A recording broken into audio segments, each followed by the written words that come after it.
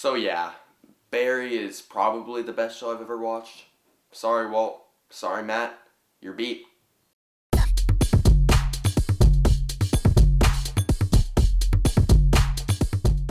So there's this show called Barry, right? Well, I didn't really know that because I feel like nobody talks about it. Like, I didn't know it existed because of the absolute lack of recognition.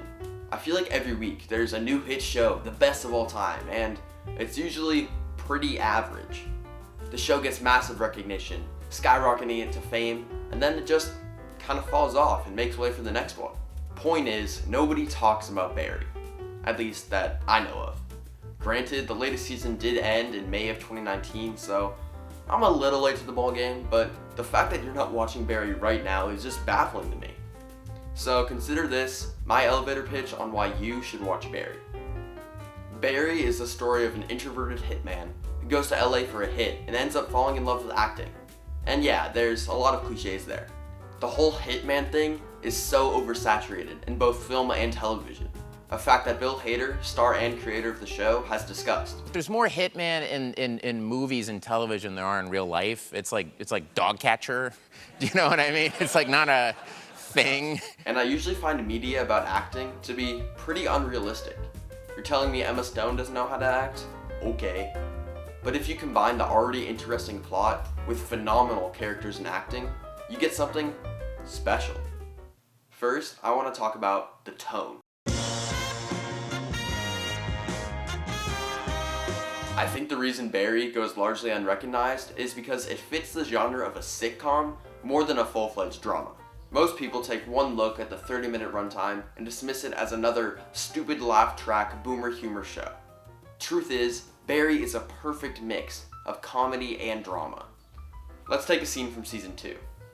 Barry's in his apartment with his girlfriend when one of his associates, and funniest characters on the show, starts shooting him from the rooftop across. Barry makes a quick escape and confronts him, leading to one of the funniest moments in the entire series. I can't work for you anymore, all right? You gotta find someone else. Well, do you know any other assassins? No. Well, what do you want me to do? Go to John Wick Assassin Hotel with help wanted sign? I mean, what? You got good guys right here, man. Oh my God, my guys suck balls. You know it. Especially this mother right here. If I suck balls, you are king of suck balls mountain. Shut the up. Ah! Shut up. Look, what if I train your guys? They already have physical trainer. They have like 3. Not at a gym. I'm talking about, I'm a Marine, all right? I could teach him how to shoot, combat skills. I don't have to kill anymore, debt paid. You give me army. You would turn these pumpkins into Cinderellas overnight, huh? It went from intense, bullets a-blazing, to hilarity in a matter of seconds. This show balances the changing of genres in an unbelievable way.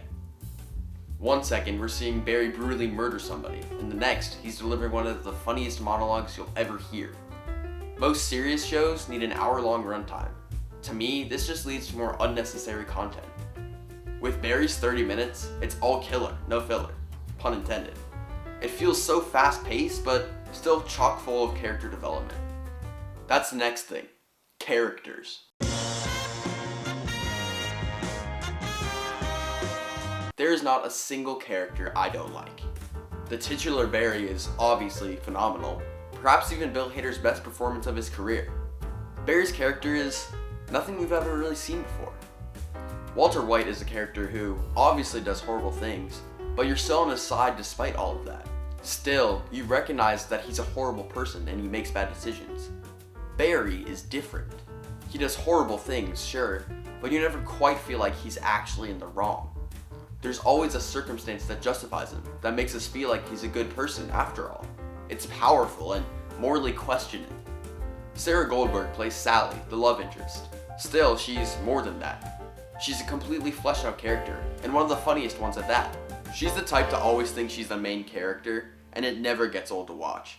She's one of the first he connects with in his acting class, and while she's definitely the best actress there, she's pretty damn bad and pretentious. You need to be a really good actor to act like you're a bad actor. Something that everyone in the acting class does spectacularly. Speaking of the acting class, one of my favorite characters is that of Gene M. Cousineau, portrayed by Henry Winkler. He's definitely one of the lighter characters for a majority of the show.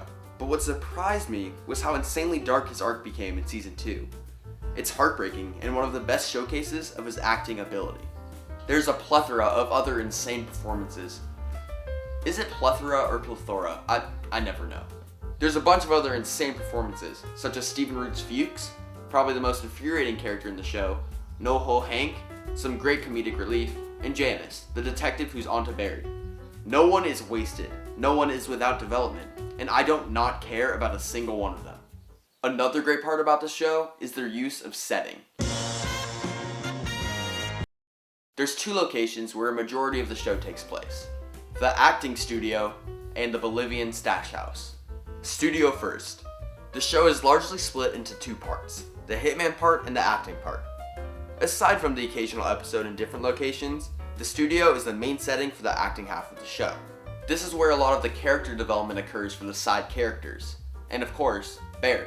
So many significant things have happened there, including Barry freaking out about his time spent in war, the meeting of Janice and Jean, and so much more. More importantly, this studio is a place of safety for both the audience and Barry. The second it cuts to the stage, we don't have to worry about assassins or the cops or Fuchs. This is an impressive thing for a show to do, to Pavlov you into feeling safe just from a shot.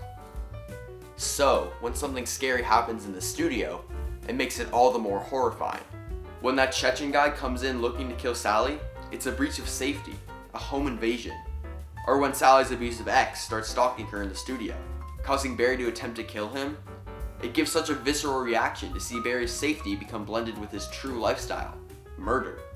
On the other hand, the Bolivian stash house is a great showcase for the blending of the 2 genres. It may seem like a center for the dark hitman stuff, but it's actually when some of the most comedic parts of the show happen, thanks to NoHo Hank.